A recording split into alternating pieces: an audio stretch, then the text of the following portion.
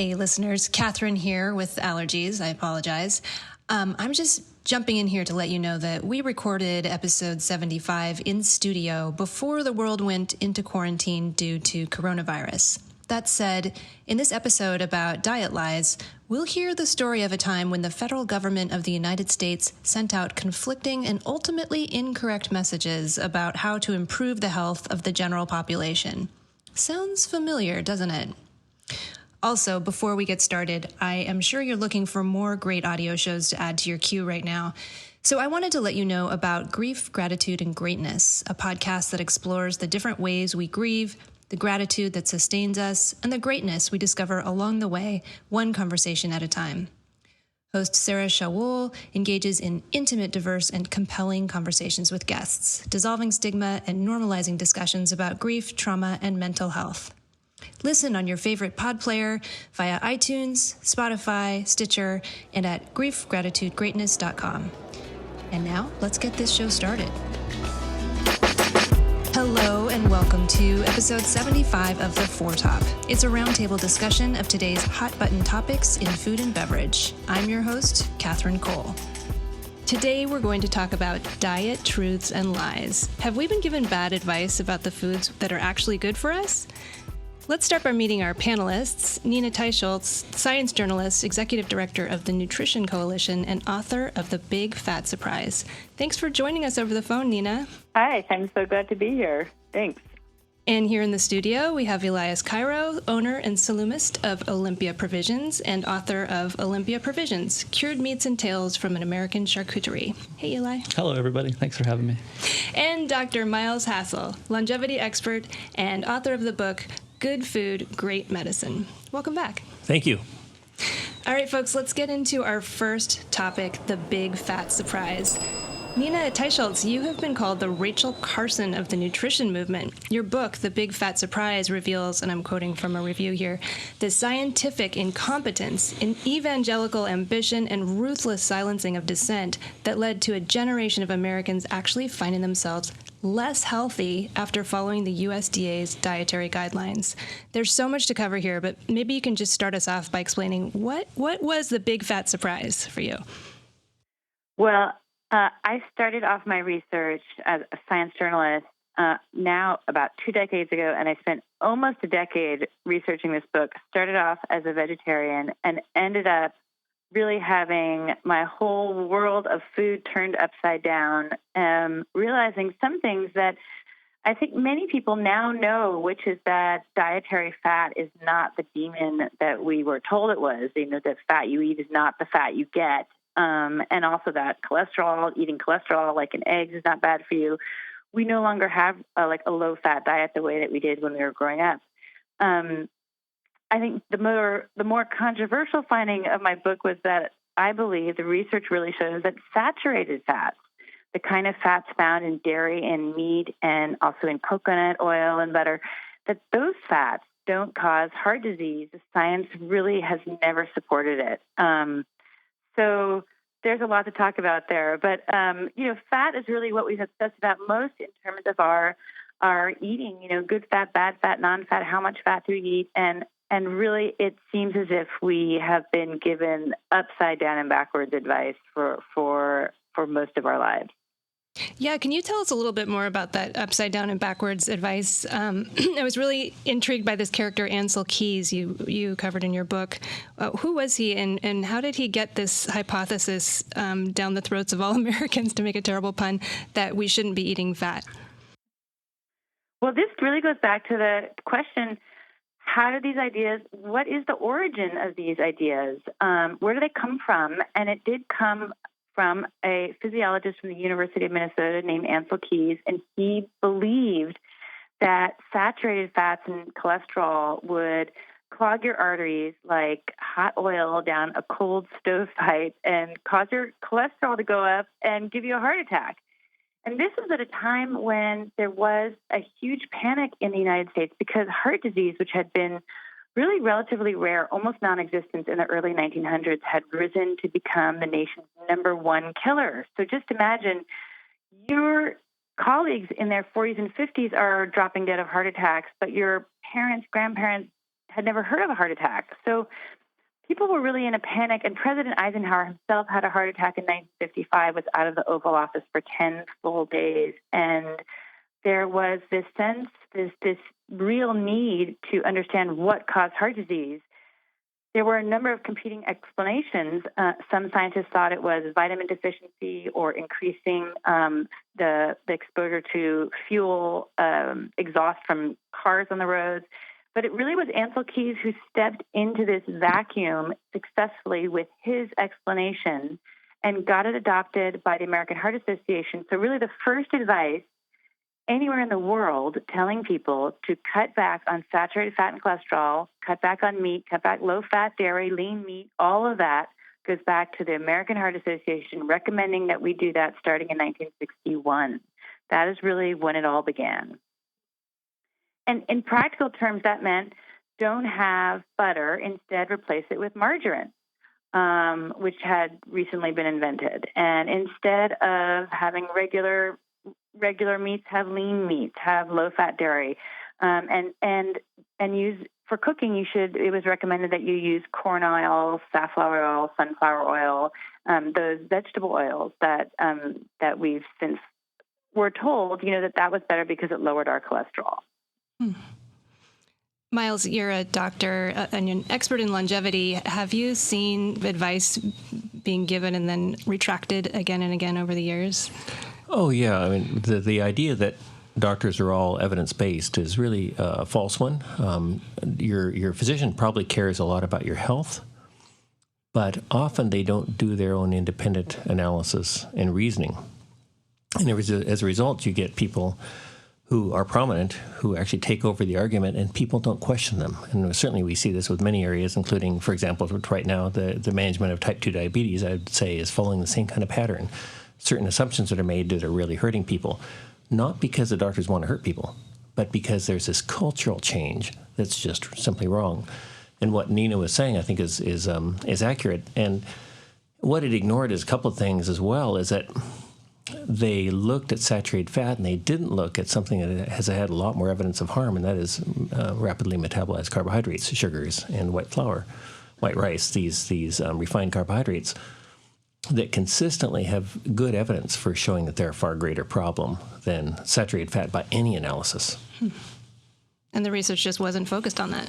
Yeah, for some reason, and you can actually you can reasonably suggest conspiracies, and similar to the tobacco industry, where they actually the sugar industry and especially the soft drink industry actually supported a lot of publications and research that seem to direct the research away from looking at harm from things like soft drinks and sugars.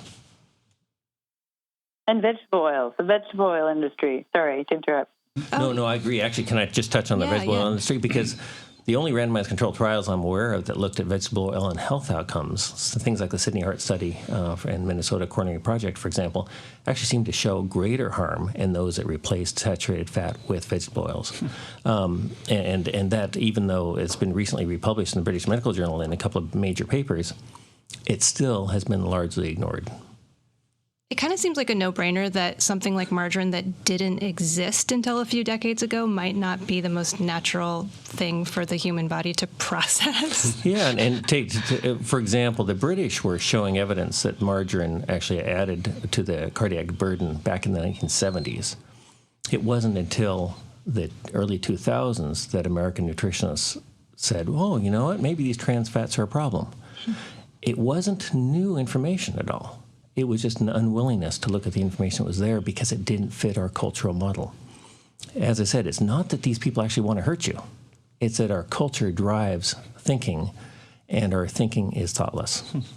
Can I just jump in here for a second? Which is, I want to say how much I agree with Miles about this point that is, your doctor is not trying to hurt you. It's not that it's not their fault.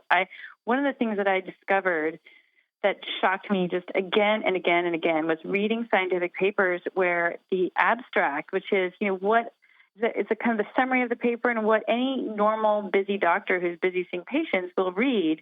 But if you go and look at the data in these papers, which is what I did because I'm I'm not seeing patients. As a journalist, all I do is sit home all day long and read through papers or these scientific papers. You discover the data doesn't support the conclusions, or the data says the opposite of what the conclusions say. So that these scientists, early on, people like Ansel Keys and his colleagues, they truly believed in their hypothesis. There may have been some kind of malfeasance and money that came in from the vegetable oil industry or the sugar industry, but I think from my research that these scientists really believed in their hypothesis. They fell in love with it, which is what you're not supposed to do as a scientist. And so they'd look at their data and they literally couldn't believe their own eyes. In some cases, they wouldn't even publish their studies because they didn't believe what their data was showing them.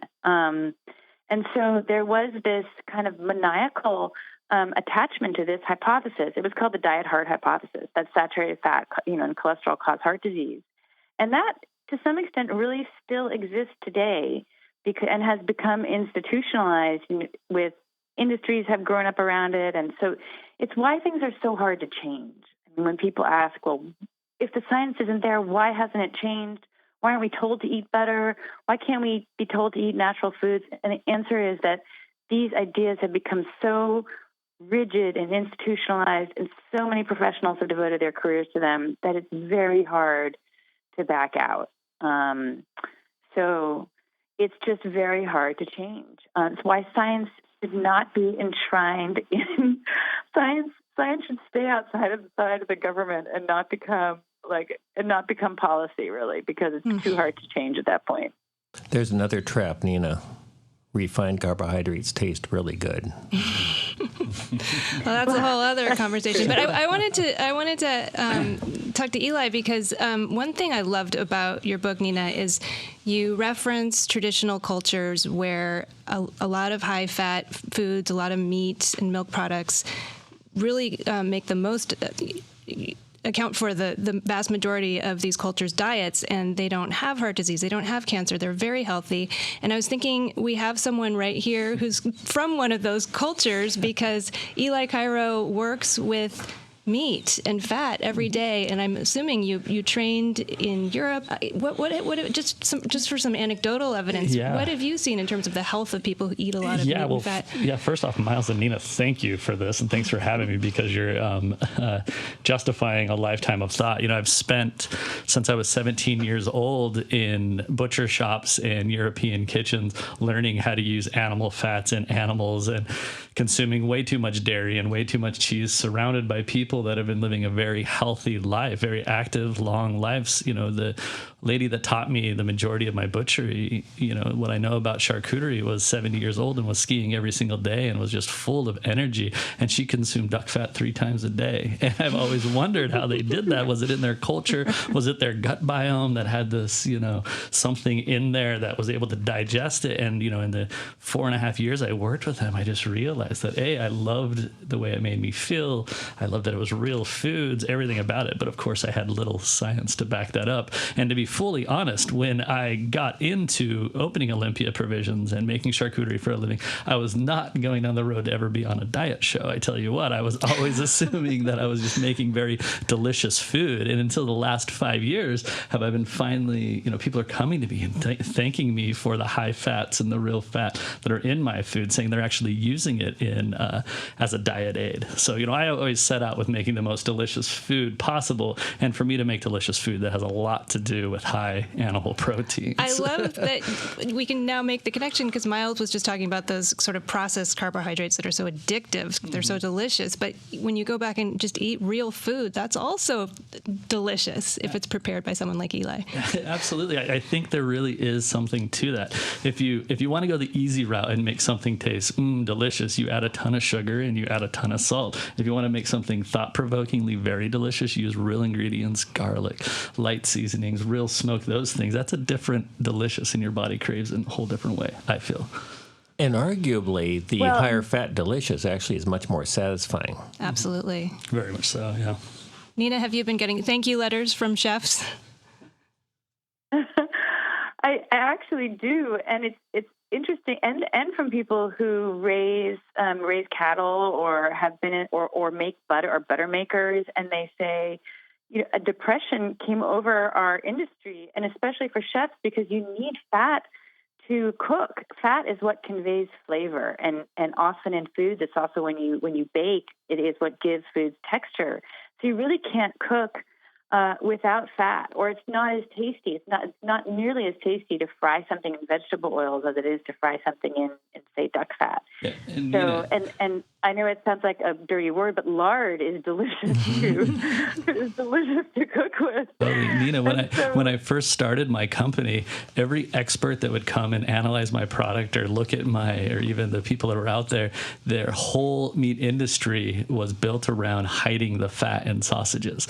Like I could emulsify it and make it disappear, and you would never notice it. But that's not the way I learned. I wanted people to slice into a salami and see these big, beautiful white chunks of fat and have it melt on their tongue. And when I would tell people that was what I was trying to produce, they would literally wish me good luck. And that was only 2009. They were like, "Their people aren't going to consume this."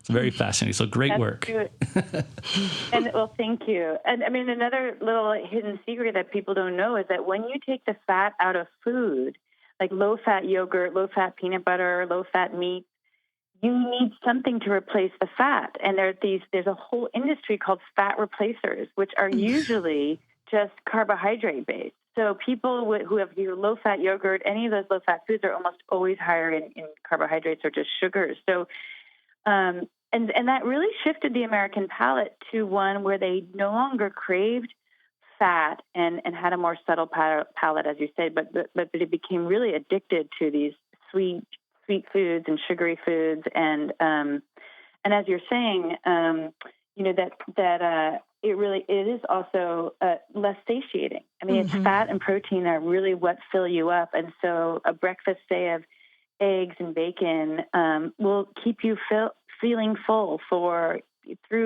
maybe through lunch. Whereas if you have cereal or even oatmeal, which people think, consider to be good for them, you have your blood sugar rises up very high and then crashes.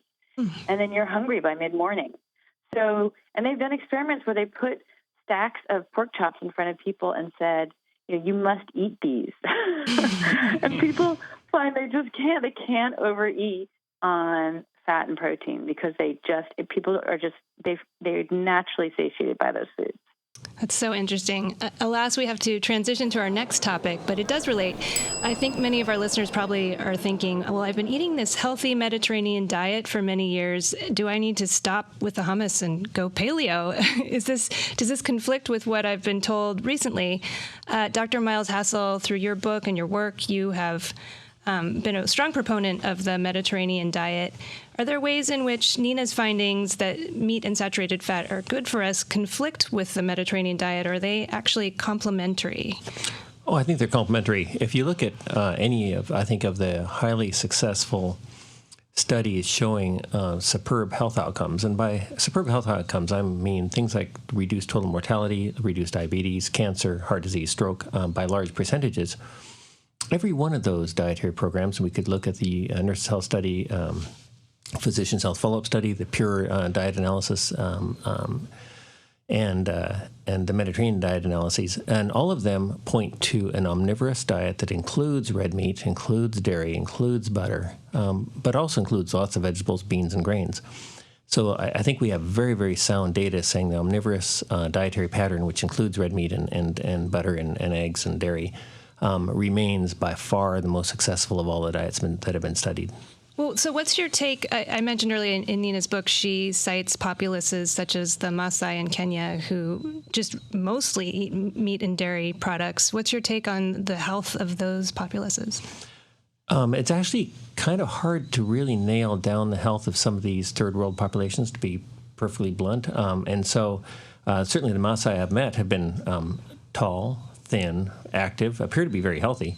But they're very thin and very active, and I don't know how much that cultural background translates to our situation, where my exclusively meat-eating patients don't tend to be necessarily thin and active. They're often just meat eaters.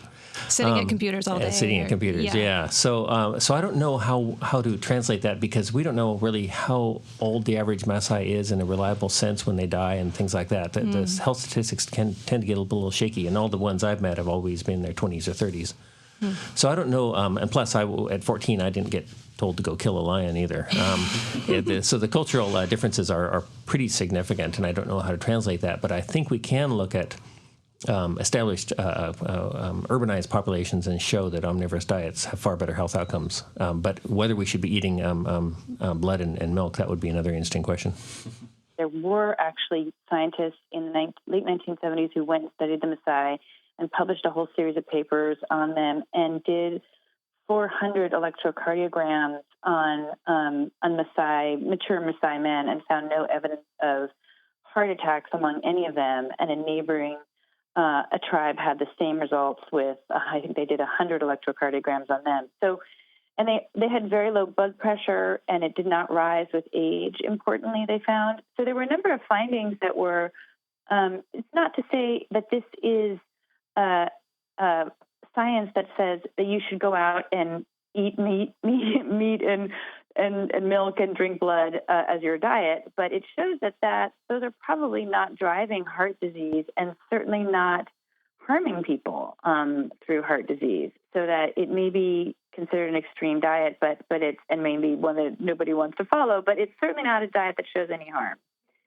And I think that's just important as a kind of as a counterpoint to like the blue zones, which says, all remote populations that are healthy are living vegetarian diets. It's just important to note there are other populations that didn't eat like that. Mm-hmm. And I was just curious, and Miles also, in the times that I've spent in these older cultures, I kind of hit it on with the Switzerland. If you eat one winter in Switzerland, you consume more dairy and more meat. My real heritage is Greek, and I go to Greece and I see what they consume and the amount of olive oil that they consume. Is there something in those older cultures that they digest it better? Like, are their bodies built better to process this? Is there science to back that? I've always wondered that, because I can go eat. It was very eye-opening to go to Switzerland for 3.5 years and then go work a year directly with my family in Greece and seeing the diets, both of which are very healthy. Both of them live a very long life. But I was just curious. I think we have pretty good data that when you translate these whole food diets, mm-hmm. and you could say not just the Mediterranean, but you could show data for the Pan-Asian and Nordic diets too. These traditional whole food diets, you translate them to other cultures, and they do just great. So the Mediterranean diet has been studied the most. It's been studied in South Asia, the Middle East, Northern Europe, Southern Europe, North America. And in every case, it's shown excellent health outcomes, even in Spokane, Washington. So I think it's much more than the genetic background of those eating it. Yeah, I mean, I think that one of the things that I actually wrote a chapter on the Mediterranean diet in my book, and it has been the most studied, but that's because researchers just love to go to the Mediterranean. I mean, they started going there. Ansel Keys was one of the pioneers, and they went there post-World War II. The dollar was strong. The culture was sensuous, beautiful, unspoiled. And they all fell in love with the Mediterranean and purchased homes there, second homes. And researchers, it turns out, and journalists and anybody would love to go on a research trip or a junket to the Mediterranean. It may be that there are other diets in other parts of the world, say in Siberia or in Mongolia, where people are less inclined to want to go spend time. And that's why those diets haven't been studied. But we just don't have data on other societies. And there is one thing in common with any whole food diet from the 1950s and 60s, which is when much of this data from the Mediterranean diet it dates back to, which is that communities did not eat nearly the sugar that we eat now, like just a fraction of the sugar. If you go back and read the diets of in Greece during that time, from Calabria and from Crete, they didn't have dessert every day. They barely ever ate desserts, and if they did, it was usually just fruit. If they did have dessert, it was not a sweet dessert. You can even see that today in Italy when you go and have dessert there. Their custards and their desserts are not as sweet as they are. And so the increase in the kind of refined grains that we have and sugars is a dramatic difference in really all over the world between healthier times in the 1950s and today. You probably agree with that, Miles, I would imagine. Yeah, I would certainly agree that if we were to look at one food group that that is the most to be condemned as refined carbohydrates: white rice, white flour, and sugars, especially sweet drinks. And the highly processed vegetable oils would be a close second, I think. Right. And Miles, your definition of a Mediterranean diet is probably not the same as the one that Keyes was maybe using as his example, because you're saying whole grains, you're not saying, white bread, white pasta. Is that what I understand? Yeah, but as I understand it, when he was looking at this in the 50s, they were actually much more whole grain based. If I understand the people I've spoken to who have worked with Ansel Keys, who sound instantly, by all accounts, he was a really nice guy, really dedicated researcher, no doubt had his biases, as Nina says, and he only died a few years ago at 102 or 104 years old in Crete. And so I think that their use of unprocessed foods, especially unprocessed oils, and we haven't talked about olive oil, but I think olive oil itself is an important variable as well. They certainly seem to have far less refined carbohydrates of all kinds, including refined grains, in the 50s than we do now. Nina, didn't I read something about Keyes secretly eating a high-fat diet, even though he was telling everyone to eat a low-fat diet?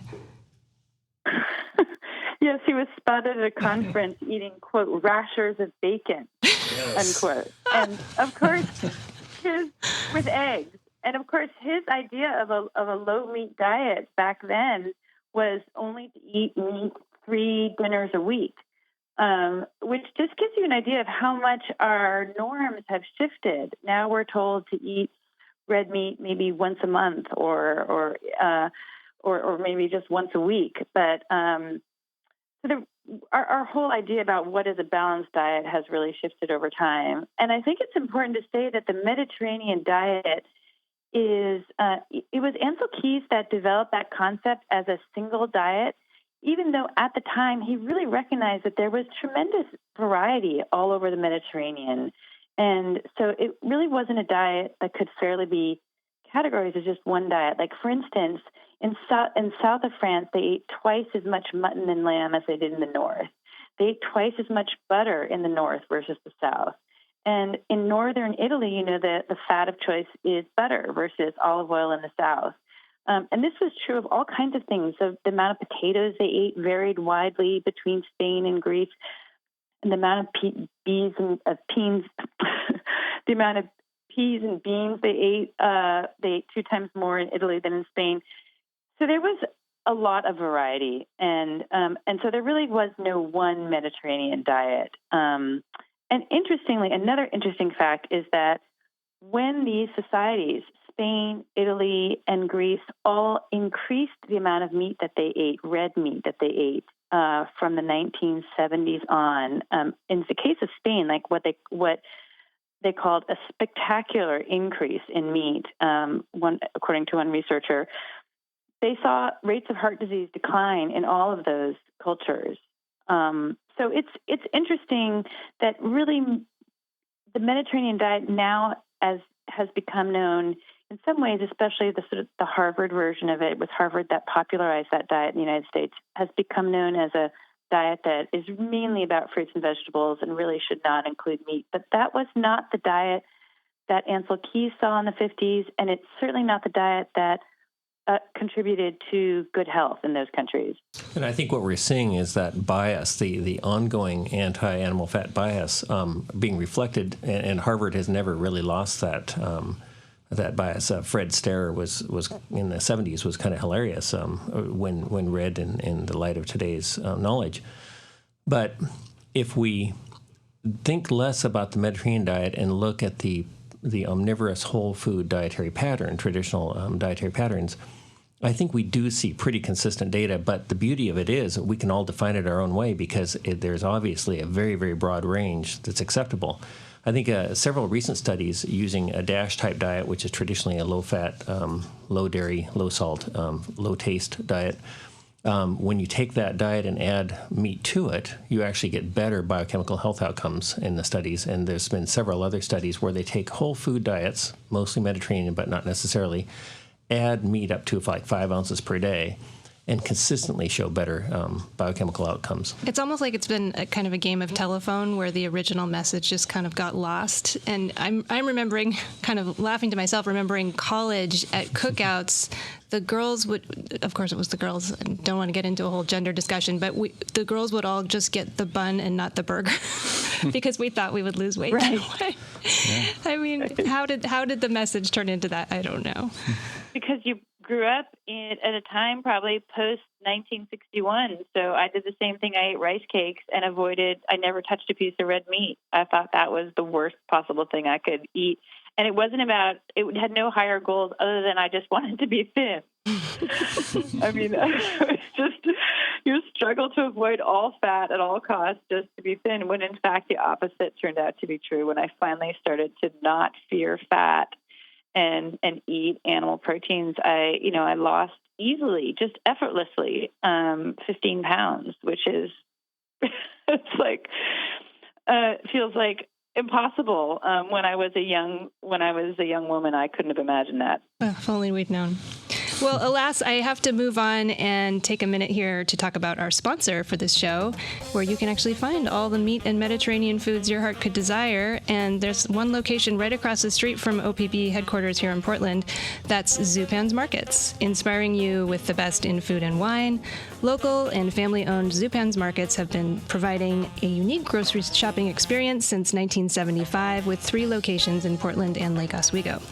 Visit Zupans.com and sign up for their email list to receive exclusive deals and promotions. Zupans is a grocery store and so much more, with an outstanding wine section and delicious prepared foods. You can create your own poke bowl at the Poke Bar, pick up fresh baked items from Portland's best bakeries, and check out the European-style full-service floral market. Which reminds me, I want to thank my friends Marjorie and Mel for sending me a beautiful Zupans floral arrangement a few weeks ago. It has lasted forever. Anyway, check out Zupans, everyone. Thank you for sponsoring our episode. And back to the show. And now for our final course, how to convince people to eat fat. Elias Cairo, you make delicious salumi that is available in your restaurants and at gourmet groceries, including Zupans around the country. To make your business so successful, did you have to overcome misconceptions among the public? How did you educate your customers? Yeah, I mean, after this conversation, I think I might go change my Yelp standard of what my restaurant is to actually just be a health food restaurant. So this is great. Watch out, juice bars. Here we come.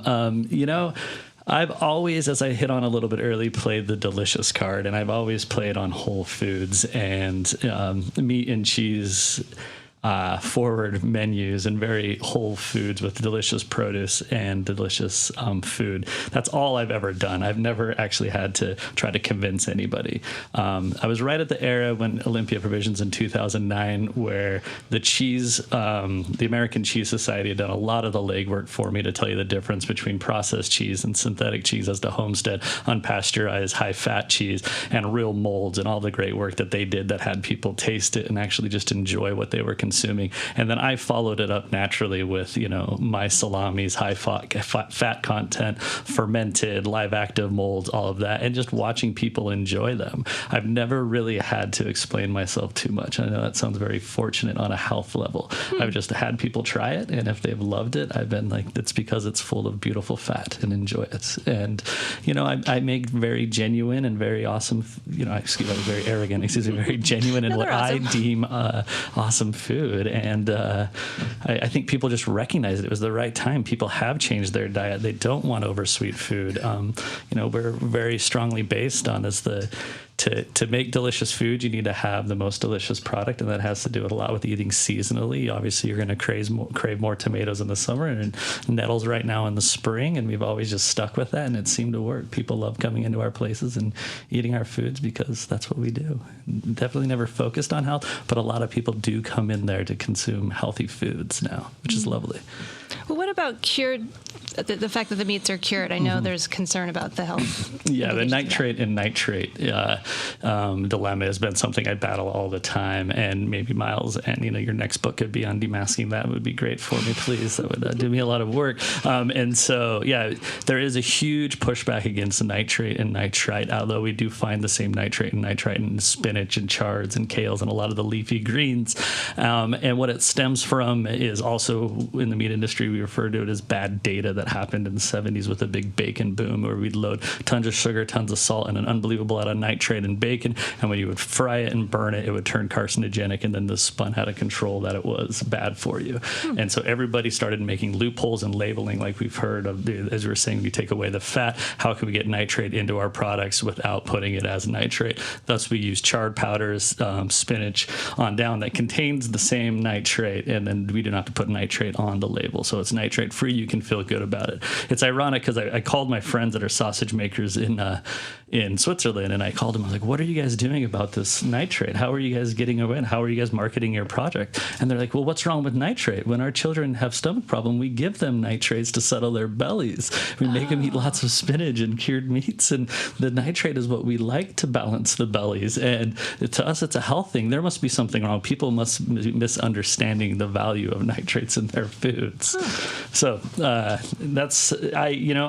went clean labeled for that. I do use synthetic nitrates just because it's the easier battle. It took me 8 years now to be able to make the product that tastes absolutely the same and of the highest quality with using synthetic nitrates. But I do use chard and spinach in my product to get cured meats, and so that makes me able to sell in every grocery store in America, the Whole Foods on down. So the chard and spinach actually act as preservatives? It's nitrate. Yeah, you're That's pulling amazing. the nitrate out of the spinach. A lot of it, they say, comes from the fertilizer they're putting in the ground, and the leaves pick it up, and they have a high nitrate content in it. But I'm using the exact nitrate from spinach that I would if I'd used mined or mineral nitrate.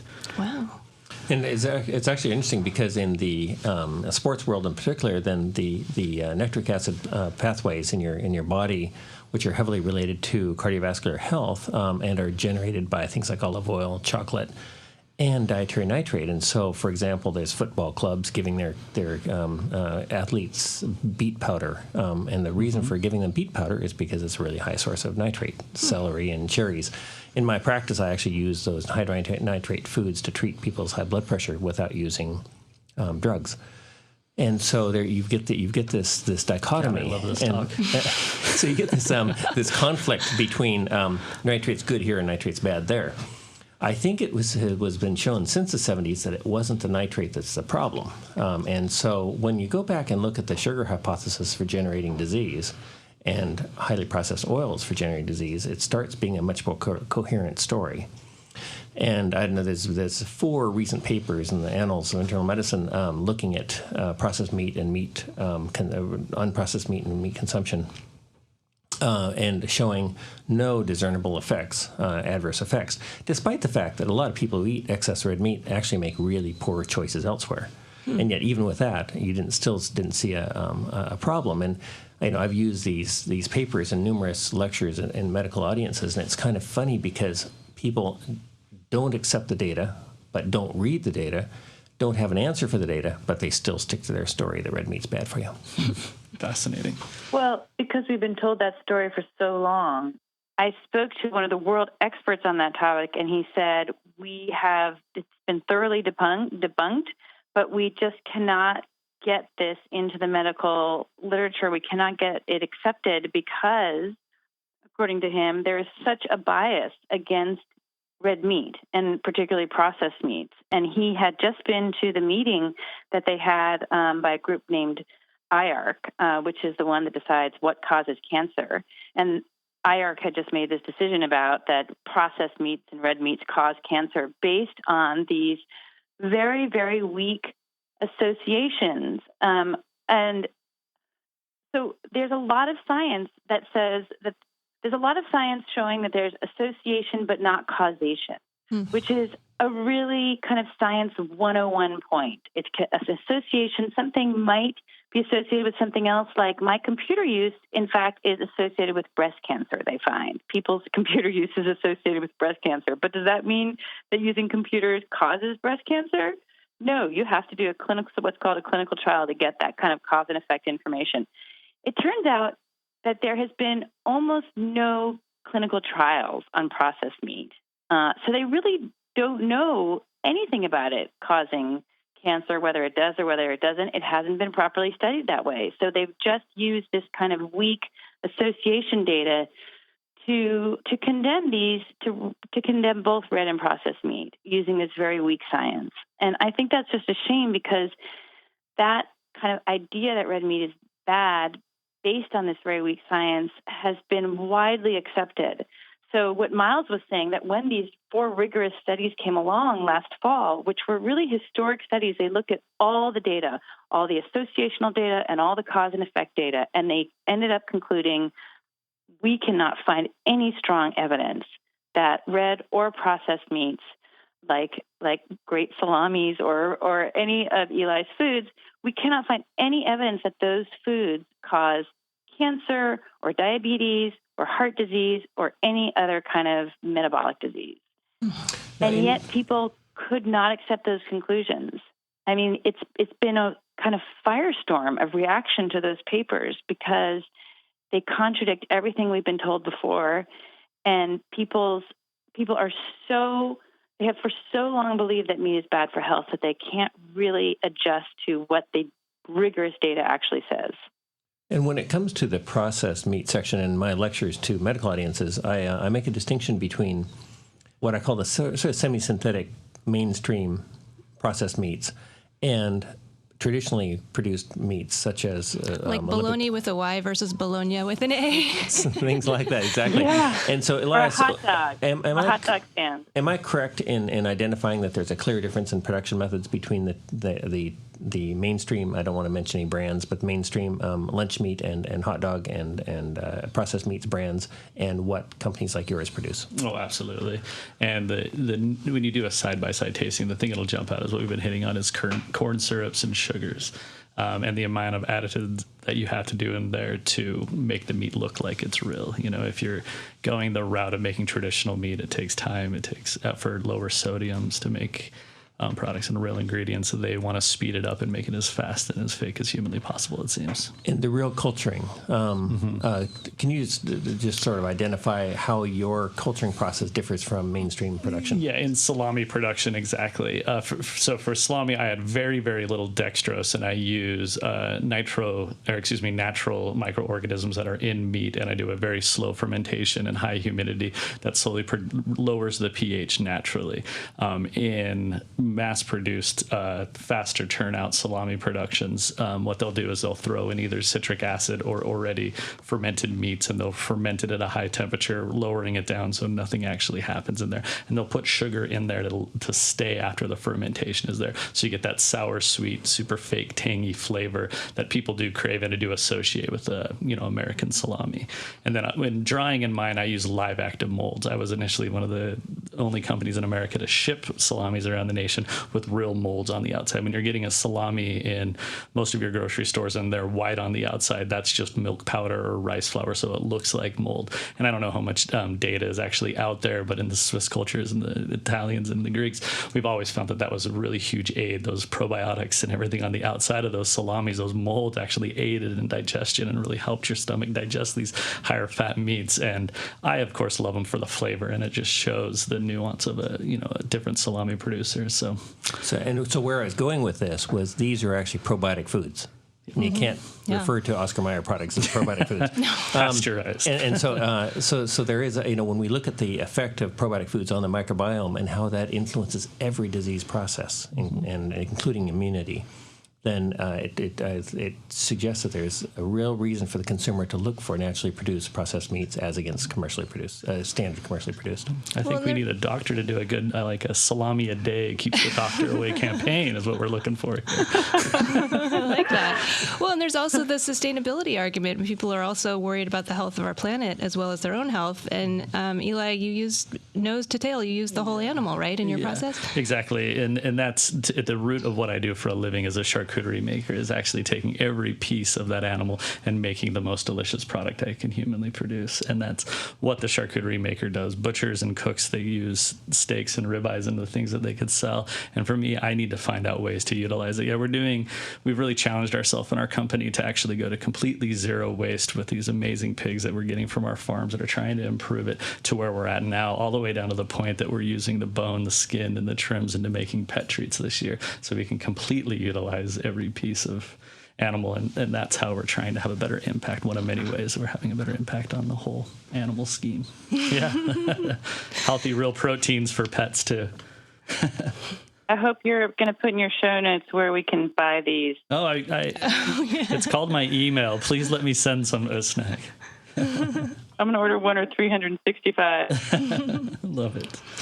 Well, now that we've had our salami, I think it's time for our dessert course, where we each go around and share something food or drink related we've been enjoying this week. Mine, I'll try to keep it short, but I have to tell a little anecdote, because when I was 15, I actually lived with the Maasai for a couple weeks. It was really amazing. It was a little easier back then to send your child across the world without signing a bunch of liability forms. But yes, they did consume a lot of fermented milk products and meat. And a funny little anecdote is we went on an overnight camping trip with a couple of Maasai warriors, and we brought a goat with us on a rope. And the students who were on the trip, we all said, well, what's the goat for? And they said, well, that's dinner. And, and they butchered the goat right there, next to our tents. And but we named the goat, before we butchered it, Bracelet, because they gave, and we knew this was going to happen, they gave each of us a little piece of the skin that they slit a slice into, and we put it around our wrists, and then it sort of just molded to our wrists, and we each had this sort of hand, very custom made leather bracelet that smelled, I'll never forget that smell. But it was a very interesting experience. I've never felt so close to my meat. And yeah, so those people, I will say, were extremely healthy, probably the healthiest people I've ever come across in my life. Wow. So that's my dessert course. Jeez. Eli, did you bring something to share with us? You still have the bracelet? Yeah. I think it eventually just fell off and disintegrated, but yeah. Mine is a rabbit hole, so I pre-apologize if you go down this on you're at work and you're getting onto YouTube. But if you haven't gone to Justin Wilson, the Cajun in the City food show that was filmed from Mississippi's public TV, it's one of the greatest food shows ever made, and he tells hilarious little jokes throughout the whole thing. But I promise you, it'll waste an entire day of laughing, and then you'll want to go cook a bunch of Cajun food. But it's unbelievable. One of the greatest shows. Sounds good. Miles? I like to remind people of why they're eating.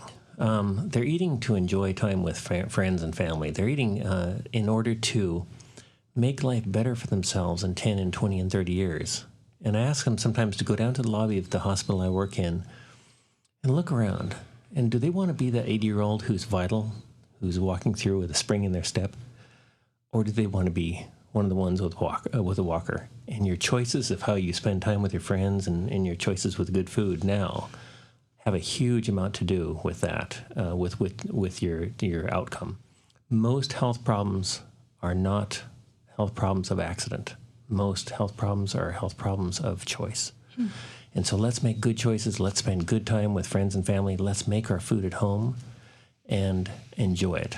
Love that. Nina, do you have a dessert item for us? I do, and it also is a little morality tale, which is, or a scientific tale, which is that if you had asked me this question when I was young, I probably would have said something like Nutter Butter Flutter chocolate peanut thing that was just horrendously sweet. And now I have discovered the intense pleasure of non-sweet desserts like custards, which are cream and egg and maybe a little cinnamon and maybe some sugar, but not too much. And it tells the story of how people's palates change, so that listeners to this show might think, there is no way I could ever give up sugar. I can't imagine craving fat, or how ridiculous. That will never be me. And I would have said to you, that will never be me. But your palate and your tongue and your taste and desire for food actually changes as you shift your diet over to something that is less sweet and more healthy. So I find myself enjoying like an Italian style custard now. In my practice, we actually give people chocolate samples because we think of chocolate as a pretty important health food.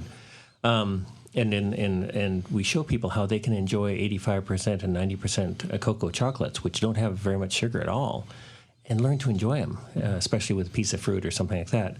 And people are just amazed that they can get off their milk chocolate sugar high. Love it. I have a friend who's on 100% cocoa chocolate. Wow. Well, I wasn't going to mention it, but we give out that too. All the way. That's a controlled substance. Well, I think we have to wrap it up. Thank you so much for all the great diet advice, everyone. Thank you to our amazing panelists, Dr. Miles Hassell, a longevity expert and author of the book Good Food, Great Medicine, co-author, I should say. Elias Cairo, owner and salumist of Olympia Provisions and author of Olympia Provisions, Cured Meats and Tales from an American Charcuterie.